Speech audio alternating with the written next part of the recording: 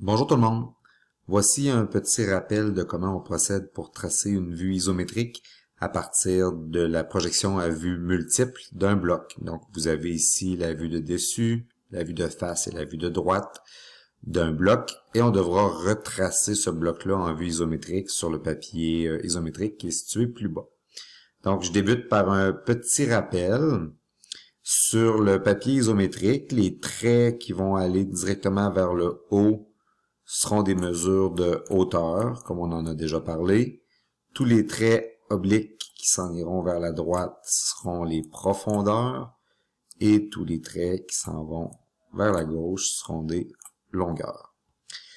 Donc, je vais débuter. Le plus simple, c'est lorsqu'on a une des vues qui présente une surface qui est complète, c'est-à-dire qu'il n'y a aucune ligne de contour visible qui va se retrouver à l'intérieur de la surface. C'est le cas ici de notre vue de face. Donc, ce sera la première vue qu'on tentera de dessiner en vue isométrique.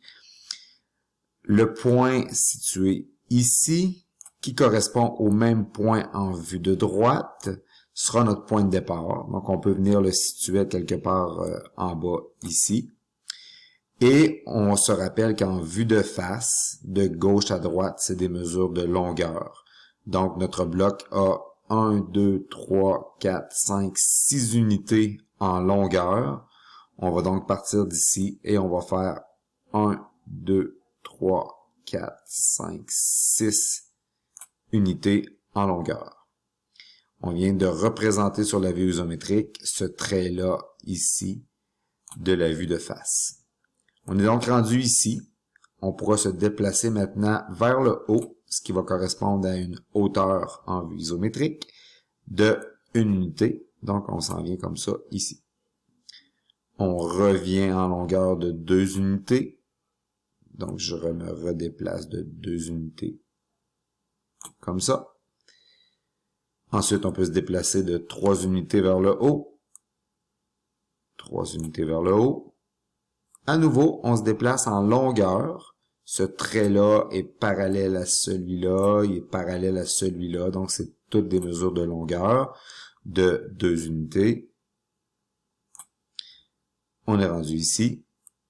On redescend en hauteur de 2 unités. On est rendu là. On se déplace à nouveau en longueur de 2 unités. Et il nous reste à compléter notre vue de face en reliant ces deux points-là. Donc, on vient de voir apparaître ce corollaire, la vue de face, lorsque notre projection isométrique sera complétée. Je reviens à mon point de départ. On a dit ce point-là ici est le même que celui-là. Donc, on va venir travailler maintenant notre vue de droite. Mais il faut faire attention, notre vue de droite, on ne pourra pas créer une surface qui aura 4 unités en profondeur et 4 unités en hauteur. Parce que on retrouve une ligne de contour visible en plein centre ici. Cette ligne de contour visible-là nous indique que entre la surface du haut et la surface du bas, il y a certainement quelque chose qui se passe. Ces deux surfaces-là sont pas parfaitement alignées, soit qu'elles sont à des différentes profondeurs dans le bloc ou à des angles différents. Et déjà, on peut avoir une idée que la surface que j'ai picotée va se retrouver probablement ici et la surface hachurée va se retrouver probablement ici. Donc, ces deux surfaces-là, on ne pourra pas les tracer directement une au-dessus de l'autre. Il faudra plutôt aller regarder de quelle manière on va pouvoir y arriver. J'efface tout ça, je reprends le crayon. On indique donc que ce coin-là ici, c'est mon point de départ qui était ici. Et puisque je suis en vue de droite, toutes les mesures de gauche à droite en vue de droite sont des mesures de profondeur. Et la profondeur, ce sera des traits obliques allant vers la droite. Donc, à partir d'ici, je vais me déplacer de 1, 2, 3, 4 unités en profondeur. Je m'en vais donc à l'oblique. 1, 2, 3, 4 unités en profondeur. Je suis rendu là. Je dois monter de 2 unités en hauteur. Donc, je monte de 2 unités en hauteur. Je reviens en longueur ici de 4 unités. Je reviens en longueur de 4 unités. Et je viens de fermer la surface qui est la partie du bas ici de la vue de droite. Et là, il faut résister à la tentation de venir tracer la surface du haut directement en haut ici. Parce que si elle était située à cet endroit-là, il n'y aurait pas de ligne de contour visible ici. Il faut comprendre que cette surface-là va se retrouver plus profondément dans le bloc. Donc, rendu à ce point-là, ça peut être utile d'aller voir sur notre vue de dessus si on est capable de faire certains liens.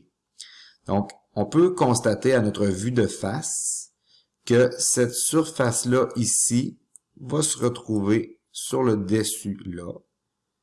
Celle-ci va se retrouver là. Et celle-ci va se retrouver là. Donc, le coin ici devient le coin ici et se retrouve ici. Dès le moment où on a déterminé que ce point-là se retrouve ici, on va venir à nouveau travailler avec nos notions de profondeur et de longueur. Donc, sur la vue de dessus, tous les traits qui sont du haut vers le bas sont les profondeurs. Donc, à partir du point, je peux me déplacer de 1, 2, 3, 4 unités. Je pars d'ici.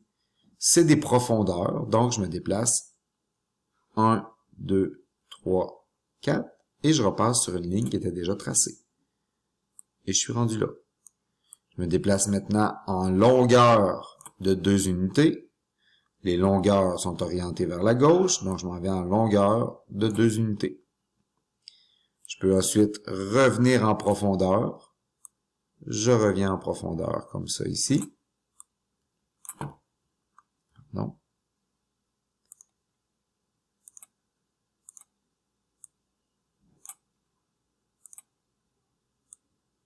Comme ça ici.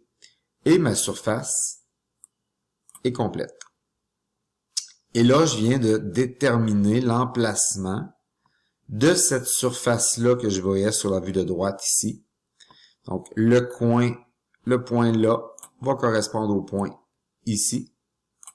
Et je vais pouvoir ensuite monter en hauteur de 2, en hauteur de 2, revenir en profondeur de 2, et je viens de tracer ici la surface qui était là. Je peux ensuite venir revoir ma vue de dessus, et je vais être capable de venir tracer cette surface-là qui va se retrouver ici. Et cette surface-là qui se retrouve ici, mais je ne serai pas capable de la faire au complet. Je vais simplement tracer ce petit bout-là. Et on ne poursuit pas en pointillé parce que c'est pas des lignes de contour cachées. Donc, vous pouvez voir,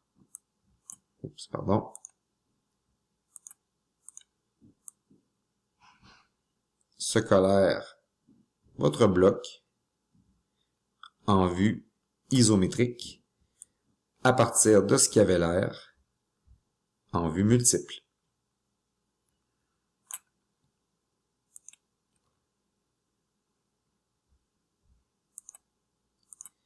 Je vais simplement ajouter un peu de couleur pour bien distinguer les vues.